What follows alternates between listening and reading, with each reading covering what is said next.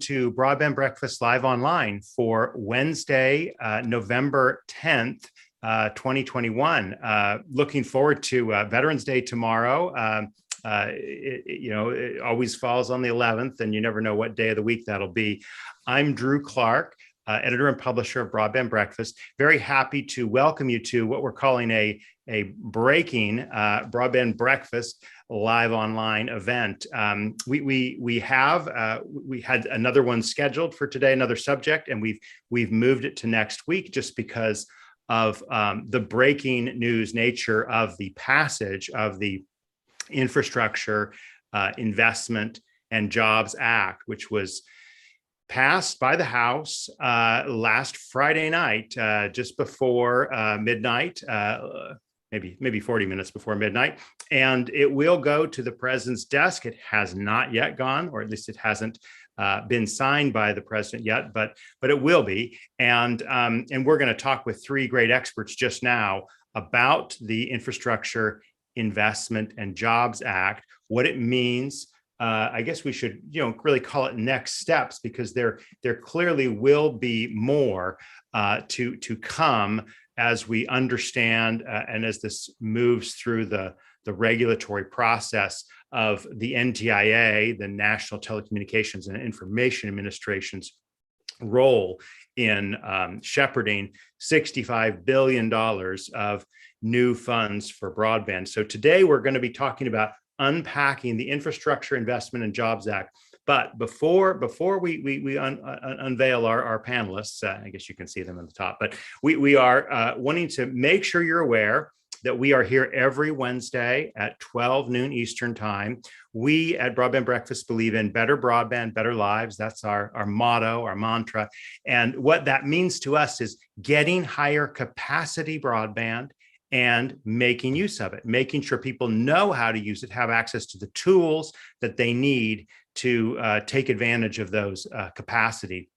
And so we cover topics like infrastructure, which we'll be talking about today. We also cover topics about the adoption and use, right? So we talk about telemedicine, or we talk about education. All of these are part of what we cover at Broadband Breakfast, as well as big tech and the controversies, the policies, privacy issues. Next week we'll be talking about Section 230 and social media, which is and remains a timely and topical topic, but compared to the IIJA's passage, we had to push it back. So with that, I want to open it up after quickly reminding our audience that we are very grateful for the sponsors of Broadband Breakfast that allow us to do these events every Wednesday at 12 noon Eastern time. Utopia Fiber, Lit Communities, Broadband Now, Broadband.money, Samsung Electronics America, Render Networks, Powerhouse Management, and Positron Access, as well as the California Emerging Technology Fund. Thank you to them and for their involvement in Broadband Breakfast. And if you'd like to know more about Broadband Breakfast sponsorship, you can email me, drew@breakfast.media. So let's go ahead and open it up to all of our panelists. And we are very happy to have, I got to change my view here just to make sure we hide the non-video participants.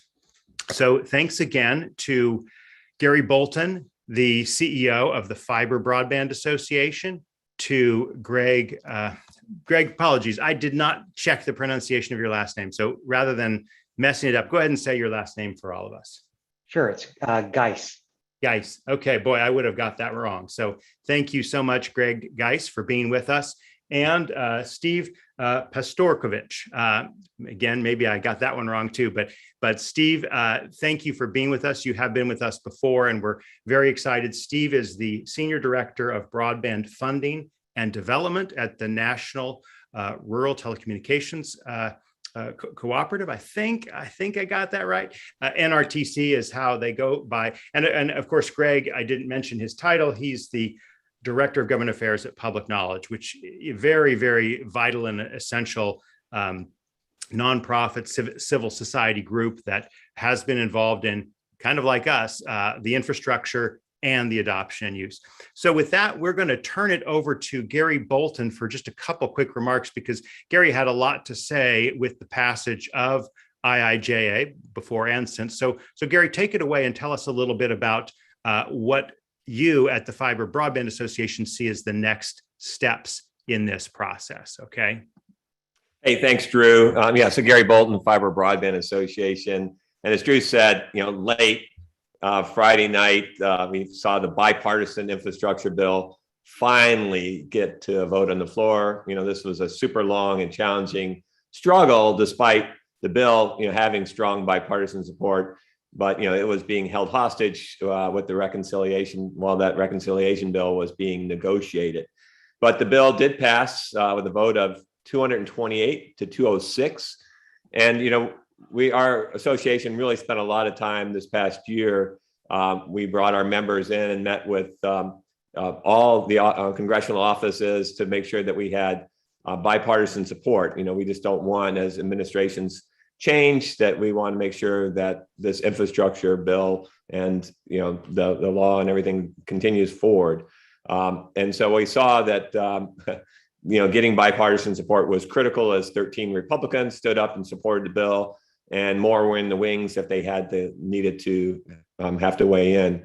But this is a historic moment for our country, and really an opportunity for industry to ensure digital equity for all as we accelerate into a connected tech future and all Americans are able to participate.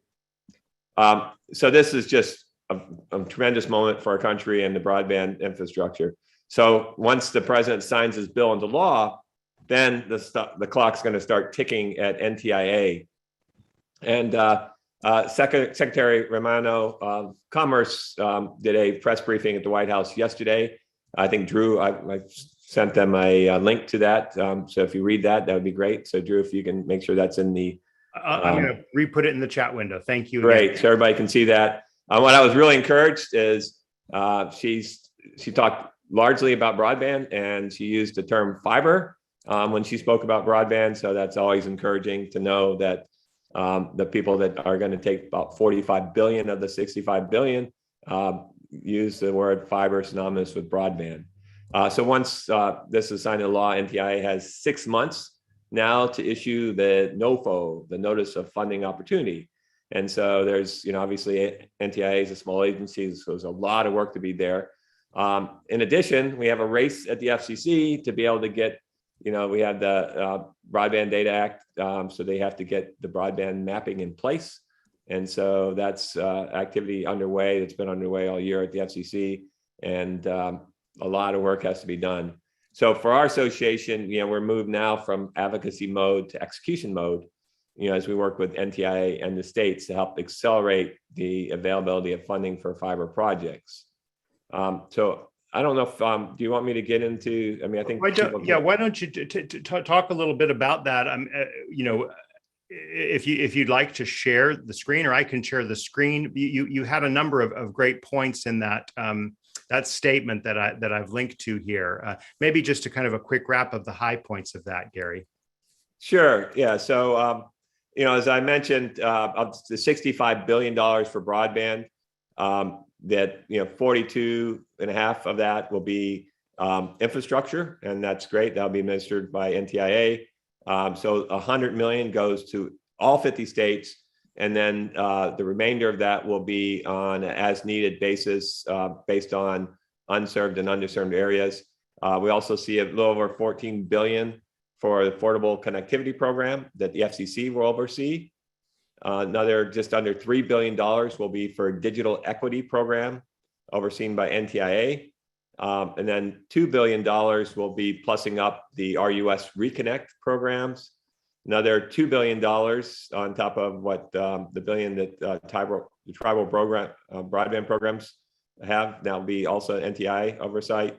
And then, which might be, it seems, when you're looking at 65 billion, 1 billion for middle mile, which might be a little light, but again, that's another NTIA program. And then a little over $500 million for the tax exempt private activity bonds, which states and local governments can use to enhance programs. So where we are is, now this bill's passed, really, this is where we really got to dig down as an industry and lock arms, because, as NTIA pushes this down to the states, really only about 26 states have broadband offices. Now, there are others that have multi-agency broadband task force. That's great. But only about 40 states also have broadband programs. And so, these programs vary widely. So really, to be able to make sure that this money is efficiently deployed and we can get these fiber networks in, we want to make sure that we have some consistency and look at best practices on, there's some states that have some amazing broadband programs, and to really help each of these states be in position to distribute this money and make sure that as they have sub-awardees for these grants, that those providers can be able to deliver fiber to every member of their community. So we'll definitely, as a Fiber Broadband Association, be working very closely on being able to leverage that. The other part of this is, while CapEx now, we're looking at, going from our traditional CapEx level in the industry to about 6 times what the normal run rate is. So, be no shortage of capital available, whether it's through this program or the ARPA program, the Coronavirus Capital Projects Fund, and so forth, RUS Connect, RDOF, so lots and lots of funding sources. Labor, labor is an area that we're really worried about. So we believe that we can only scale at the current rate our boots on the ground about 15 to 20% a year. And so that's not going to be really work to be able to get all this fiber deployed. So, this year, the Fiber Broadband Association launched a workforce development effort. We call it Optics, our fiber optic technician program that's fully accredited nationwide with the Department of Labor. And it offers 144 hours of classroom and laboratory training with 2,000 hours of apprenticeship. And so we're working with state broadband offices and state workforce development offices to ramp this up nationwide, so that we can make sure that we have highly qualified, certified fiber optic technicians to get this fiber deployed. But, while this money, as I said, is 6 months to get the NOFO out, and then, so we're looking, well over a year away from actually seeing money deployed. There's about 30 billion of the ARPA money that's for broadband at states right now, and about 20 billion or 12 billion of that, or 12 billion is at the local levels. We also saw 10 billion on the Coronavirus Capital Projects Fund. Again, with RDOF, the 9 billion of RDOF starting to trickle out. So there is money today. So we're not looking for any community to wait around for this infrastructure money. There's plenty of money to get going and to be able to leverage ARPA and others to, for matching and so forth. So with that, I'll pause, because I know that the other speakers have other things to contribute here. Absolutely, and we're really pleased that we've been on top of this topic here at Broadband Breakfast. Gary was on this program on September 1st when we had a lot of other industry folks reacting to the Senate's passage and the House's non-passage, right? They punted, obviously, because of the broader political dynamic that Gary referred to of the reconciliation package. And so we basically spent 2 months kind of waiting in limbo as the reconciliation package kind of simmered along. It still hasn't passed, but the infrastructure bill has passed. And we had another session last week with Doug Dawson of CCG Consulting and Deborah Kish on Gary's team at the Fiber Broadband Association, talking about this very issue, supply chains, right? And with the inflation report today of 6.2% annual inflation, I mean, that is certainly going to, raise a lot of concerns. But all that said, we've got resources. How are they going to get used most effectively? That's what we want to speak about here. And now, as we turn to Greg, one of the reasons I was so pleased that Greg of Public Knowledge decided to join us is we don't want to speak just from the industry perspective. So Greg, tell us a little bit about Public Knowledge's take on what this Infrastructure Investment and Jobs Act accomplishes. Sure. Thanks so much for that, Drew. Public Knowledge one of our core missions for purposes of this discussion is ensuring that all Americans have access to robust, affordable broadband networks throughout the country. So regardless of where you live, you should have access to a robust network. So we are very excited about this package. It is a once in a generation investment in helping to close the digital divide. It won't get the project fully done, but it puts us a heck of a long way down the road to getting it done. So I think we're super excited about that. Some of the specific components that we fought for and that we're glad are in there. And to pick up on Gary's point, look, if we're going to build a network and use federal dollars to build that network, we should build a network that can serve us for many years to come. So we pushed hard for a future-proof network. Read that as fiber. So we think that is a critical piece to this, and we're glad to see that this funding stream allows for the opportunity for these states and localities to build those fiber networks. There is a speed, I think it's 120 is the max that NTIA can work with, which may leave room for some cable plant, and that's fine. But we think if states and localities are really looking at this, they might want to look very hard at the fiber play here to ensure their communities will be well served for years to come. A second component of this that we were very excited about is within the criteria, NTIA has direction to do resilient networks. So 24 hours demonstration that it can run for 24 hours with an opportunity to do more if applicants choose to go there. And so we think that resilient networks, the times that people actually need these networks most, in times of emergency, they should work. And this plan allows for states and localities to do that planning and build it into their networks. Another thing public knowledge is excited is in there is the recognition that these networks need to be ubiquitous. The funding amount is really big here. And as Gary pointed out, there are other streams of money that will really help sort of build these networks throughout our nation. But importantly, the bill also, the act also included a real desire to make certain that not only our rural communities are connected, but those urban communities that sometimes will get left behind in the rush to build out are acknowledged and built out to as well. And so there is a provision in here that asks the FCC to look at what are the barriers that are causing differential networks in urban environments. So we're excited about that too. Another component that we fought hard to get in and are glad that is in here as an option is that this does open this up to alternative providers. We think it inures to the consumer's benefit if there's a net opportunity for competition and alternative providers to serve their area. So we think that is a good addition. NTIA, working with the states, can look at those opportunities to meet the municipal needs and rural needs, where the providers may look at their economics and just say it's not even with this money economic to serve there, and open up those opportunities to make certain that those folks aren't left behind. I guess one other thing that does cause us a bit concern, and Gary flagged this as well. The FCC absolutely has a role to play in making certain that this funding starts to flow, and that is completion of the broadband map. So we are pushing hard to make certain that states build their own broadband maps as part of that initial funding that they can use to determine where service is and is not available within their state, but also to make certain that the FCC stays on track. There is a 6-month clock that will start as soon as this bill is signed into law. And so we hope that the FCC can complete its work on that map well in advance of that 6-month funding period. We understand that the FCC is aiming for Q1, and we're certainly hopeful that they can meet that deadline. Getting a full commission will be critical to that. And then I'd be remiss if I didn't speak just briefly about the affordability components and the digital literacy components that are in here. There is money for both.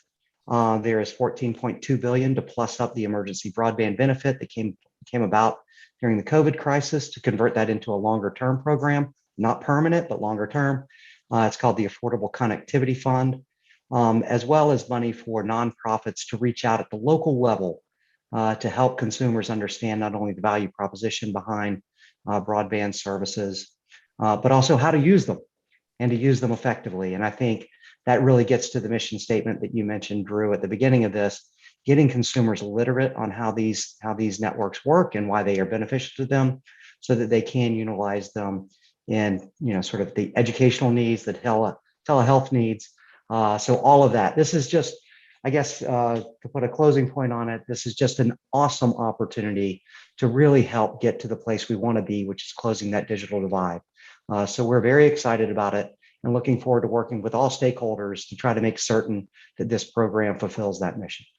Well, and thank you so much for those remarks there, Greg. I have put in the chat window for those watching on our Zoom feed. Obviously, we do have others who watch on Facebook or Twitter or on Broadband Breakfast or YouTube. But for those who log on Zoom, you can see the quote I just pulled from the story on Broadband Breakfast we posted on Saturday with the breaking news of this, and it flagged the $14.2 billion to extend the emergency broadband benefit. As you noted, it's now called the Affordable Connectivity Program. But you didn't flag in your remarks here that it is now lowered from $50 a month to $30 a month. Could you just speak to that point there, Greg, and how we kind of close the $20 difference there? Yeah, so it is. We know that the prevailing rate for broadband service in the U.S. is around $52, $55, and so closing that gap to make certain that these networks remain affordable, as when the program shifts out of EBB to the Affordable Connectivity Fund, and that support amount goes down to $30, will be important. I was talking to somebody the other day, and I mentioned to them the FCC does have a program, as most people in this probably know, called Lifeline. That program is in need of reform to ensure that it matches the needs of low-income families that are trying to get access to broadband. A potential opportunity is for the FCC, and that is the Lifeline program is statutorily mandated, is to modify that program to sort of fill this gap if needed. I think there's also a desire. I know part of the intent for lowering it was that there was a hope that maybe some competitive forces might bring down the price of broadband service. We are certainly hoping that that could be the case. These subsidy amounts should only be what is necessary, and right now 30 wouldn't fulfill that sort of need. But we're hoping that over time that can become the new reality. But in the absence of that, we think Lifeline might be an opportunity to fill that gap. Well, wonderful. Let's turn to our third guest, and again, we're really pleased that he could join us on late notice. Steve Pastorkovich, tell us a little bit about NRTC, because maybe not everyone is as familiar with the unique role you play in the broadband ecosystem and how you've been monitoring IIJA, the Infrastructure Investment and Jobs Act, and what comes next. Sure. Thanks so much for having me, Drew. Really appreciate it. NRTC is made up of about 1,600 members, more or less, almost evenly divided between rural electric cooperatives and rural telecommunications providers, both commercially owned and cooperatives. So we have a lot of experience over roughly 40 states providing broadband and services in high-cost rural areas.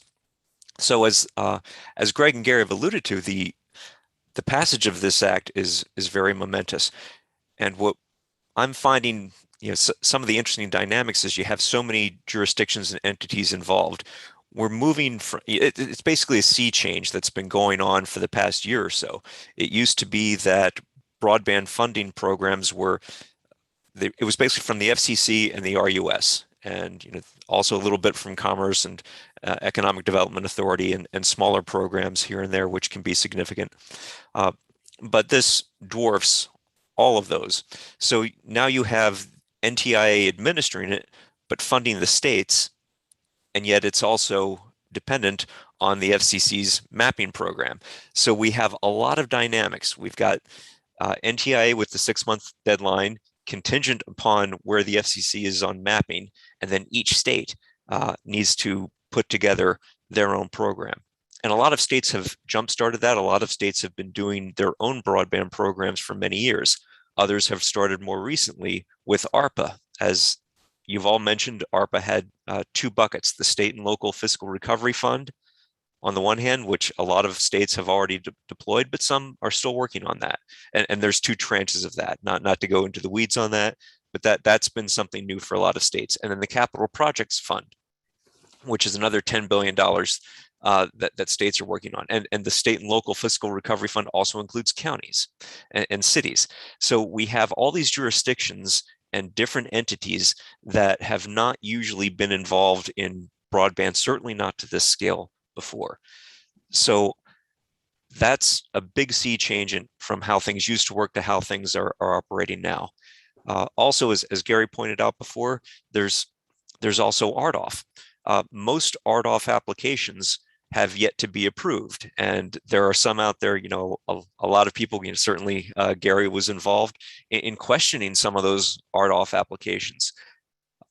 There are questions. If RDOF, if an area was won by an RDOF bidder, is it going to qualify for some of these new programs? Well, if the FCC rejects an application, then the answer is yes. But what is the timing of all that? So there's still a lot of dynamics and there's still a lot of questions that we have. But obviously we see now that the bill has passed, we see a glide path. But if there are expectations that this spigot of money is suddenly going to open wide, as Gary alluded to, it's going to take some time for the process to work out. But in the meantime, there are these other programs that were kicked off by ARPA funding that are being implemented at the state and sometimes local level. So there's a whole lot of moving parts, which is daunting yet exciting at the same time. Yes, daunting but exciting. That's a good way to put it. Steve, let me just get you to say a few more words on RDOF, prior programs, and NTIA, IIJA, right? And since RDOF is not done yet, I mean, in fact, I think it was less than half, maybe it was just about a little more than half, that was awarded in round one of RDOF funding, about $9 billion. And that was through this kind of somewhat elaborate reverse auction process. And you alluded to the criticisms that were made of that, including some on this panel. But speak about RDOF and the way that worked versus the way the IIJA grants are going to work. And others can weigh on this too, but let's just get, Steve, your thoughts on this point.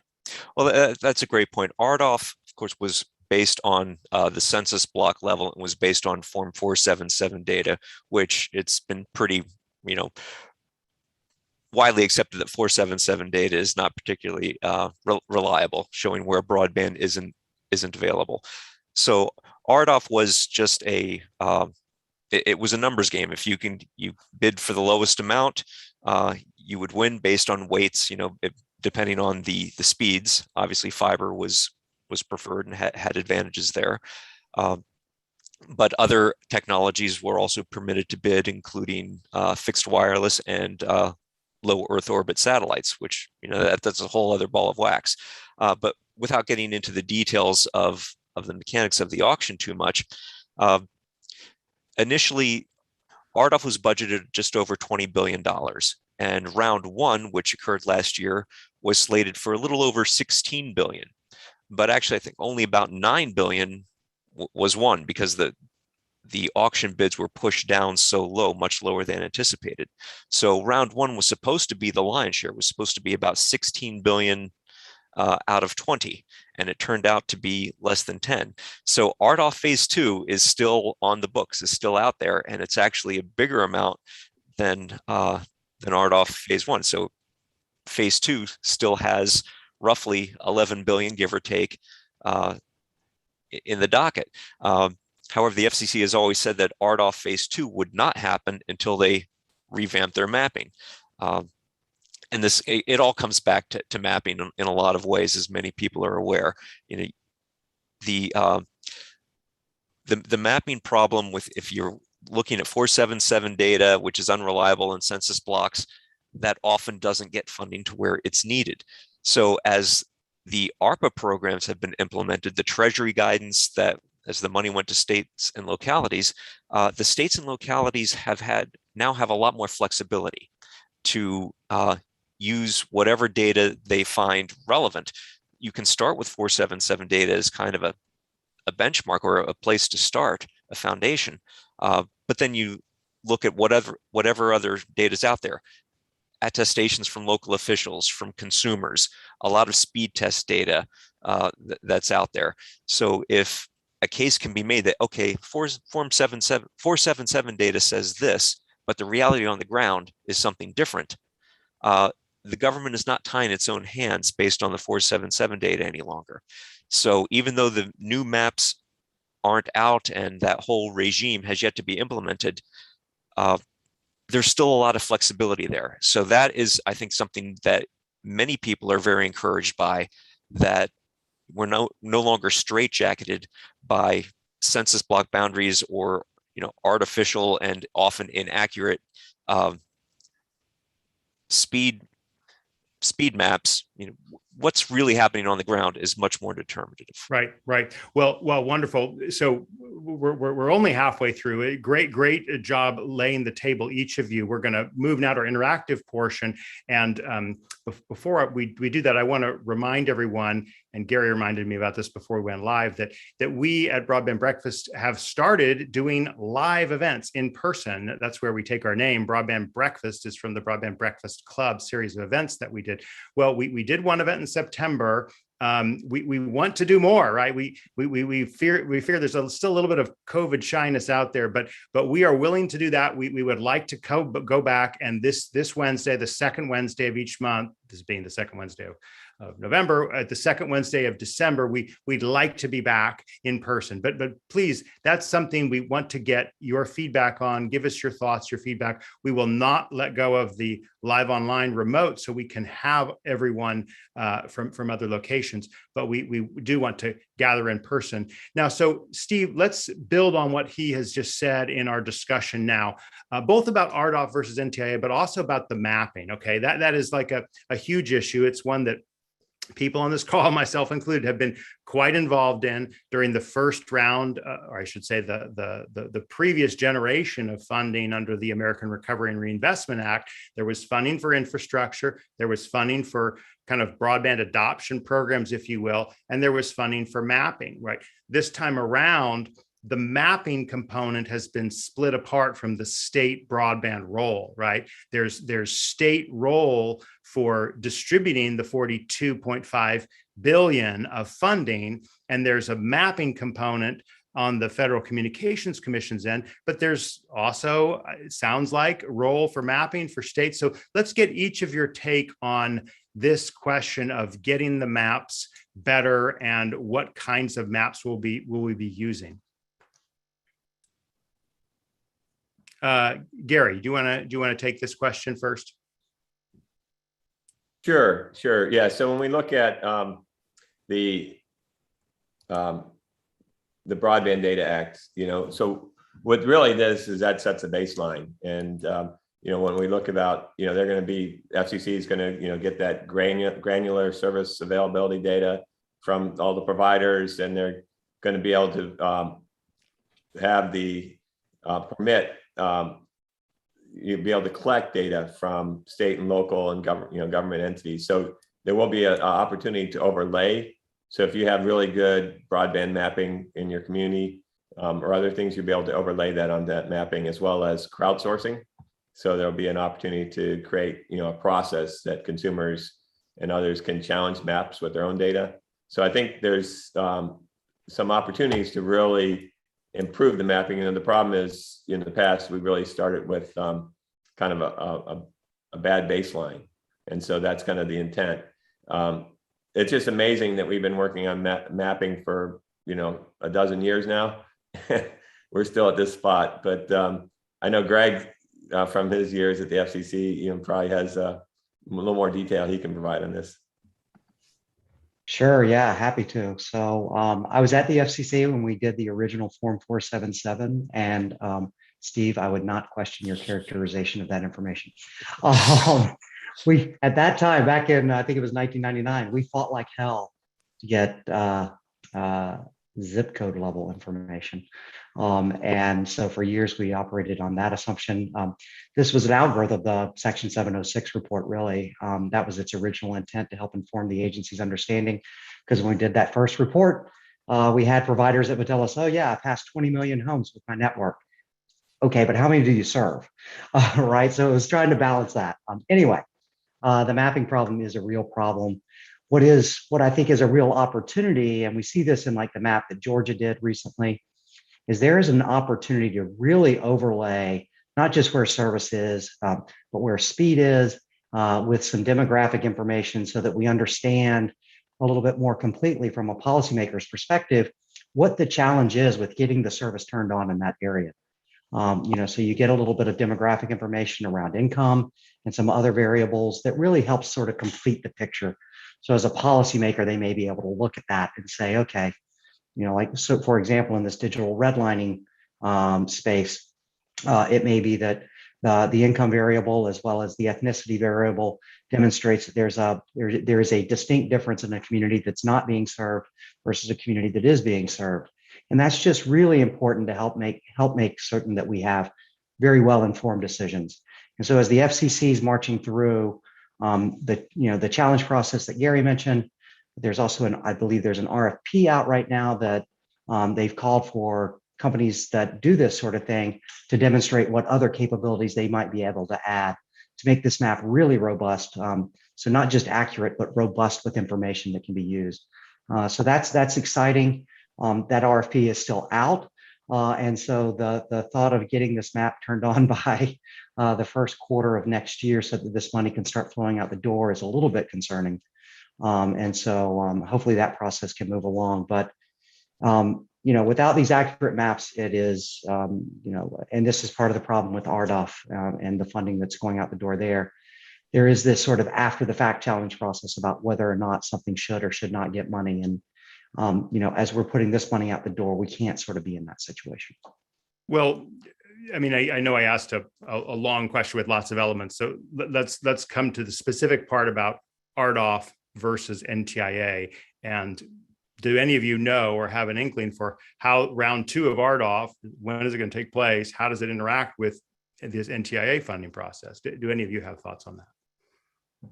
Yeah, so I mean, one of the things that, and Steve alluded to this, but we had grave concerns over like the Starlink and 640,000 locations being relegated to low Earth orbit satellite, because what that does is check a box to say all those communities, you guys are good, you got your LEO satellite, so you don't need to get all this fiber and all the things that drive economic development and jobs and paved the way for smart grid modernization and 5G and all that good stuff.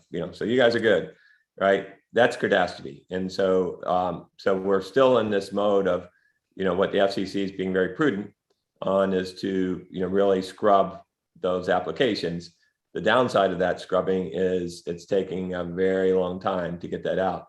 And so meanwhile, those award winners that haven't had their long forms approved are sitting there as money's coming flowing down and really have or might lose out their territories, right? Because the ARPA funding, you don't have to say, oh, those money that's reserved for some RDOF winner that may or may not get approved.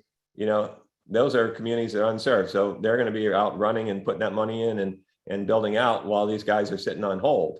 And so that's an issue. Phase 2 is not going to happen until phase 1 is done. And phase 1 is there's no timer. This could last for eternity. And I anticipate that the Starlink application will be in purgatory forever because the FCC, and I'll let Greg comment on this, but the FCC has no obligation to ever act on that long form application. Is that right, Greg? Yeah, I mean, the bid was made. They should act on it. But to your point, it's a complicated application, I'm sure. And the FCC wants to make certain that they're working through that to understand exactly what has been won there. One other thing, just to your point, Gary, I think it's a really good one worth making.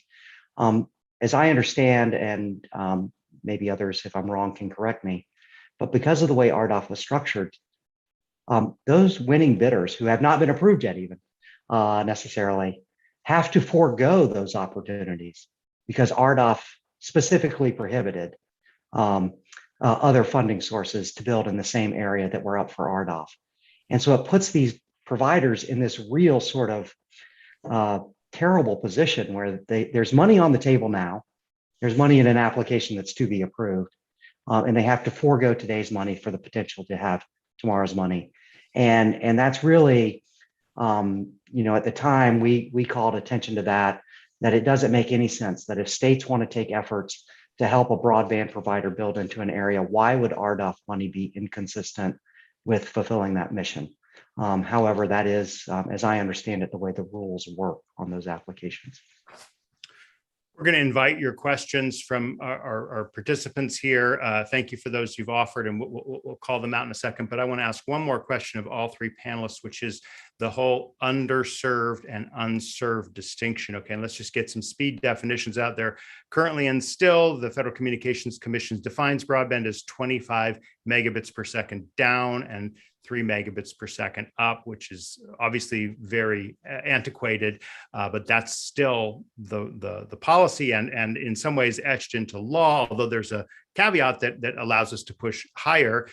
There's first basically an unserved section, right, where areas that do not have 25 by 3 are unserved. Then there is also an underserved category, that areas that do not have 100 megabits down and 20 megabits up are considered underserved. Okay, so would each of the three of you like to speak to how the unserved, underserved categories will roll in as the IIJA process keeps going forward? Yeah, let me jump on that real quick, Drew. So the important thing is the build to specs. And like the Treasury guidelines are awesome. What we want to be able to do is make sure it's what you're building, right? And you want to make, and what the world needs is connectivity. And right now, over half of what's being shipped in the fiber world is 10 gig by 10 gig PON. So to put something out that's not, and we're on the path to 25 gig PON and 50 gig PON. And so the world is moving, not only, there was a comment about resiliency. I'm not sure if Greg or Steve made that, but resiliency becomes important. The sustainability, there's so many things, latency, there's so many things that are important to be able to, even the FCC, when they define low latency networks of sub 100 milliseconds, that doesn't work in today's world. Networks right now are 20 milliseconds, and we need to get sub 3 milliseconds to be able to do virtual reality and things like that. And so when we spend a lot of time talking to FCC and others about what we call ratcheting.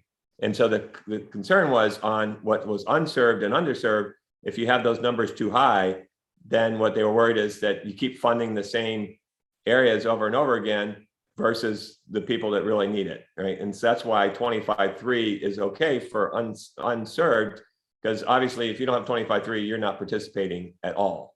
I mean, I don't know what you're doing. You're running around the woods trying to hold your phone up or something, but you're not really participating. And so to go ahead and make sure those communities get the first amount of money is great, but you need to be building resilient, future-proof networks so they can be able to participate in what's going to be happening here in the future.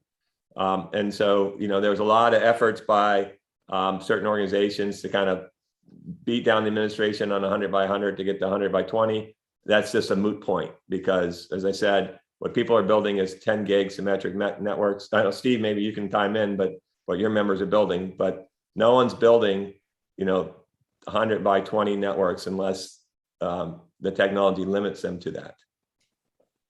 Yeah, Steve, I would love your reaction to that.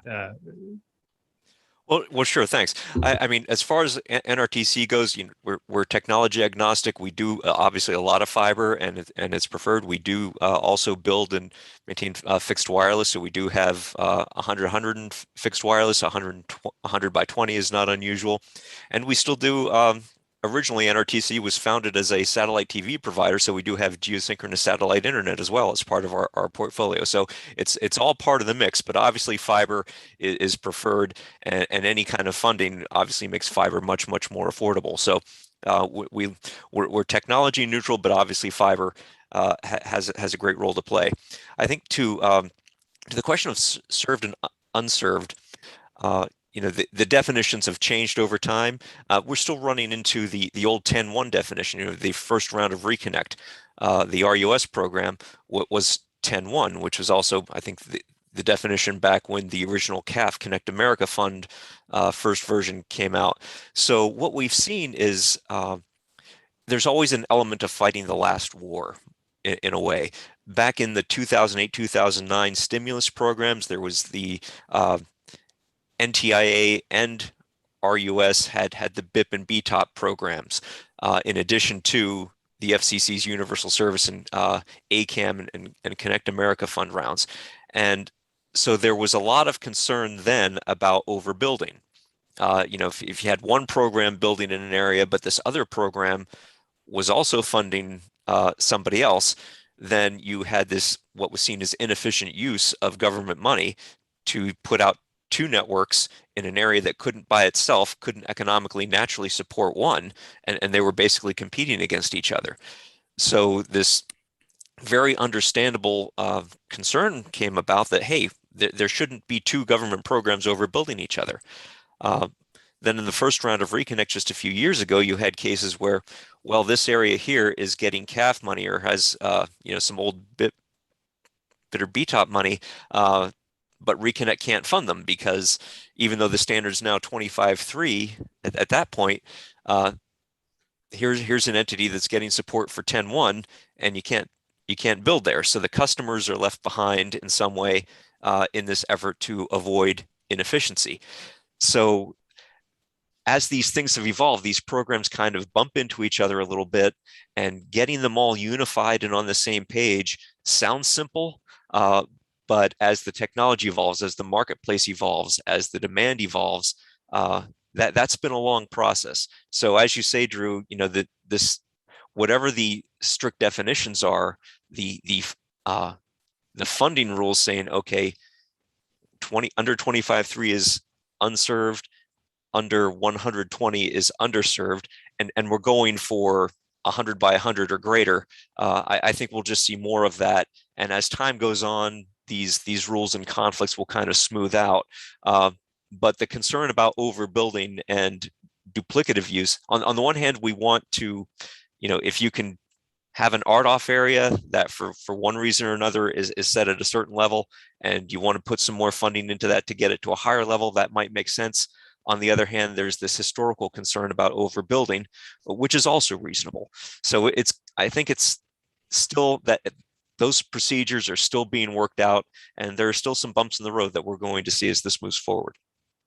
So we're going to kind of make sure we get as many questions as we can from you. We've got a few that I see haven't been asked yet that I'm going to do now.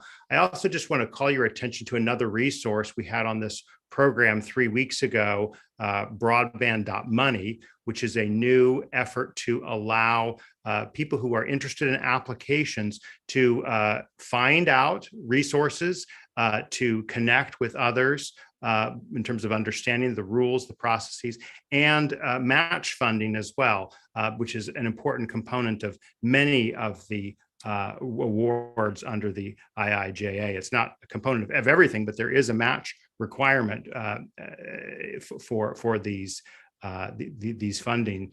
One question that hasn't been asked yet, this was sent privately, so I'm just going to ask it here now. Question on the 100 million per state. Does that come with any state requirements before they can receive the 100 million per state?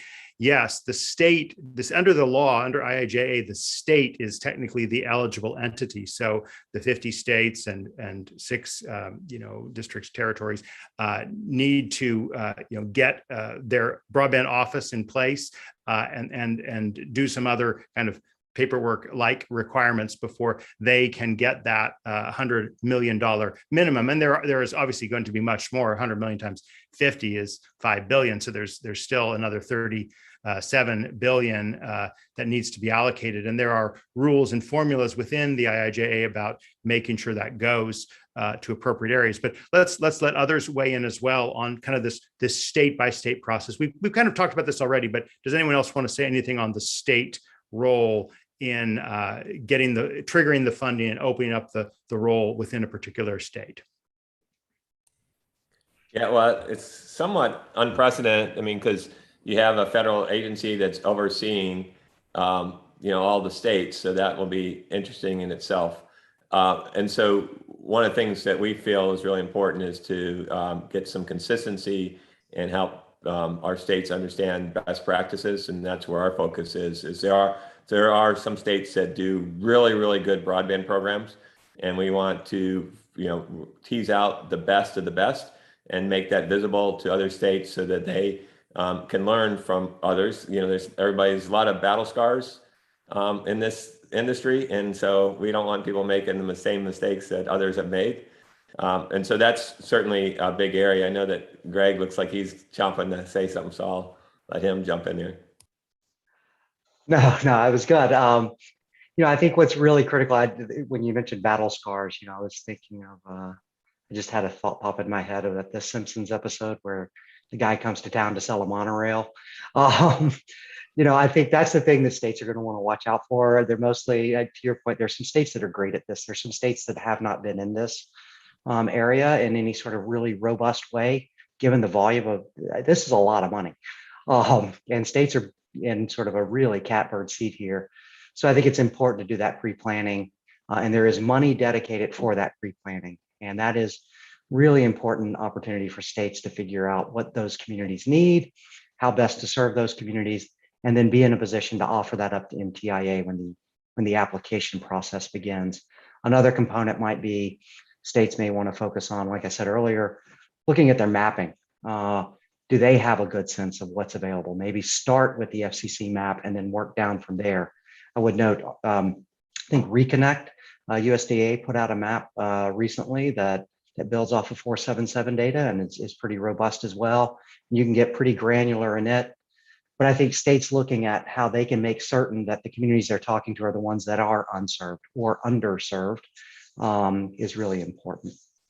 We had a question from Steve Giordi that says, can anyone provide the minimum level of service that is required by the Act, download and upload speed? And Greg, you answered this question. The chat stream for Zoom viewers, 100 by 100 is the minimum service speed. Could you just clarify though, Greg, that's the minimum speed you can build out? I know Gary's point has been, no one's going to build that. Everyone's going to build gigabit, 10 gigabit, 25 gigabit symmetrical, right? That's what I'm hearing Gary say. But could you just clarify, Greg, when you answered that question, you're basically saying the minimum service speed you need to not be eligible, right? Could you elaborate? Correct. Yeah, so the minimum service speed, this is what you're going to have to demonstrate you're capable of. Turning on the additional equipment necessary to deliver higher speed is going to be permitted, and you can get it funded. And so states should really be looking at what their needs are and saying just how far they can push that envelope. And I think that's the important thing here. I know there was a lot of pressure on the bipartisan group to make this something that could fit multiple technologies. And so I think the compromise here was to say that there is this base minimum. But really the point here is states should try to figure out how to, and I think Gary's probably in a really good position to speak to this, thinking about what equipment beyond just the fiber in the ground is necessary to achieve those higher speeds beyond the base, sort of this minimum level, because this funding, you can spend the money to do that. Right. Yeah, I mean, you have to think about this not about technology. It's really about people, and it's about jobs, economic development, and really, I mean, what we have the opportunity as industry is to really do something for generations to come. And so it would be a real disservice to not put future generations in a position to really take advantage, with smart grid modernization of, future services like 5G, and just really put that infrastructure in place. I mean, I don't sit here and wonder how much power I have to my house. There's not an extension cord. 85 years ago, they didn't say, well, Gary lives in a tough place. We're just going to send them some solar panels or, a little water wheel to fit in the creek to, generate some electricity for them. They got real electricity to everybody's house, and it was transformative. And we have an opportunity right now as an industry to really do something for generations to come, to really, the whole world now, as through the pandemic, has really heightened how this important being connected is. And the innovation that's going to be coming is accelerating at such a great pace. It would be just a disservice to any community to not put in the right infrastructure. Steve Jordy asked a follow-up question. Does the act contain a specific grant match level, or can each state set their own grant match level? And I do have an answer for that, that the law says that a state cannot set a match of less than 25%, except in high cost areas that are defined. Okay, so basically we are looking at a baseline or benchmark of you need to get 25% match. Now, I'm sure there's some more details to be filled in there. So those are great questions to address, or to bring to broadband.money, or to get your association or a consultant you work with some further thought on. But does anyone else want to address that? We do have a couple more questions I want to get to, but Steve, do you have anything to say about this point of match? Well, I think you focused on some of the key words, high cost areas and less than. So some states could set higher match levels. Is that likely? Probably not. And that's one of those things where the floor will probably also become the ceiling. That's at risk of speculation. Those states may have ways that, they may want to stretch the dollars out differently. So we'll have to see what happens in state capitals. We have another question here. Jerry asked earlier about what is the low cost service requirement in the IIJA? Is it exclusively a low income qualifying program, or to be available to all customers? And I did address that, just pointing to the provisions that say a state, again, determines its own low cost broadband service area, and that will apply to the fund. So there's, again, unique, as Gary was saying, it's a little bit unusual to have so much in the hands of a state, and yet there's a federal agency that is going to oversee this according to, the law and rules that I'm sure will be articulated out. Drew, could I maybe add on to something there? Yeah. Please. So this affordability option is important because this is where states can think about their constituents and their consumers, and think about what they're going to ask of those, the states or the eligible entities. I'm sorry, I'm blanking on the other word. I think it's like a sub-grantee or whatever. So that the provider that the state will use to use these funds to deploy these networks, they can look to them and say, this is what we think affordability means in our state. And this is open to all consumers in that state. So this is not eligibility criteria has to be met to demonstrate low income. This is what is an affordable tier of service. And when we were talking to folks on the Hill about this and why this is important, I think we can think about how people use the networks, use their internet connection differently. I know, speaking for my father, who basically uses it for email and maybe to gather a little misinformation online, his demands for his broadband demand is far less than what mine is. I'm doing Zoom calls on a regular.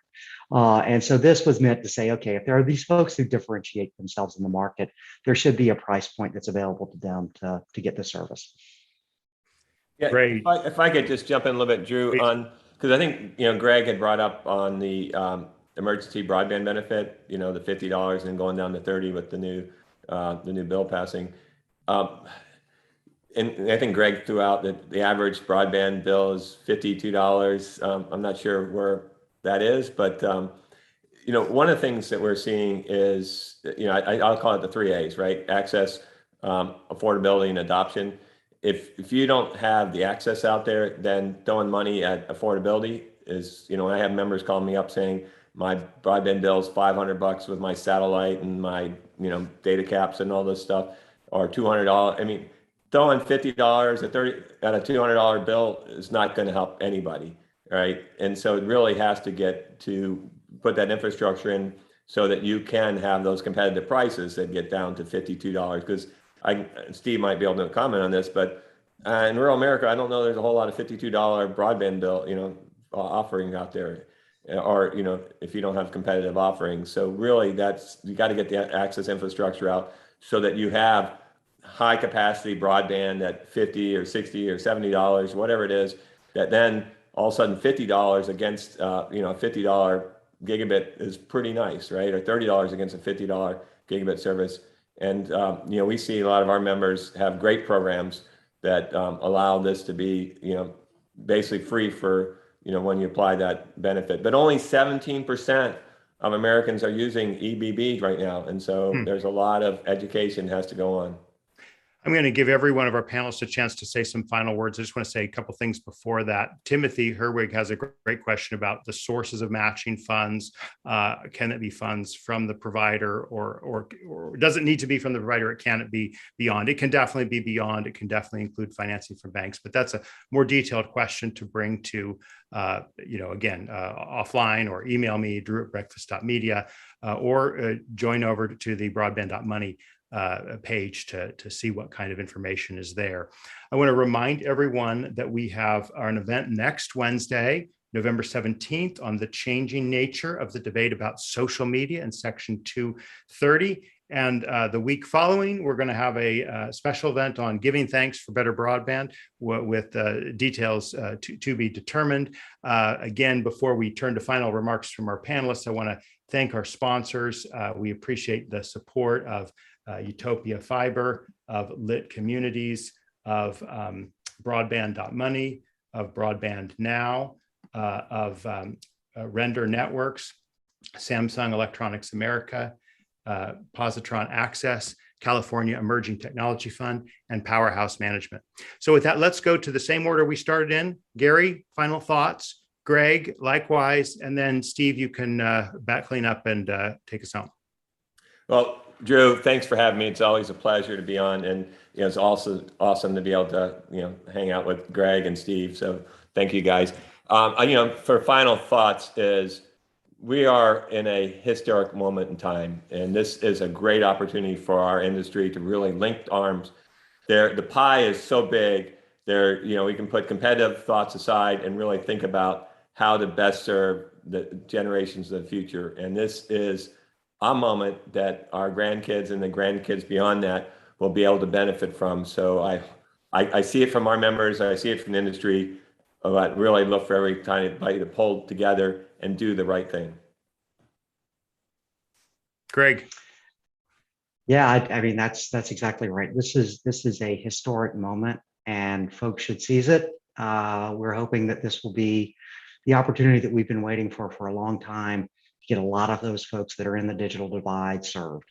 And we look forward to working, as I said, with all stakeholders to make certain that happens and happens timely. Maybe just one last thing for next week. Public Knowledge has a set of Section 230 reform principles on its website. So maybe folks will want to check that out before your next panel. Thanks again for your time today. Thank you. We'll get that on the page for the next event. Appreciate it. Great. Steve, final thoughts. Well, thanks so much, Drew, Gary, Greg, for having me be part of this. As it's been mentioned, we have there's a lot of dynamics. You've got the FCC, NTIA, and the states. So in a lot of ways, this is not just an unprecedented amount of money, but the procedures are going to be very different than we've seen before. So some of it will work well, some of it might be bumpy. So everyone should buckle in. Mapping can't be emphasized enough. We've talked about that a lot. What we only touched upon a little here, and what I think a lot of people may, another component that may come up more is the challenge procedures. A lot of those are still to be established, and that will fold back into mapping. So, Drew, I think you're going to be pretty busy the next couple of years.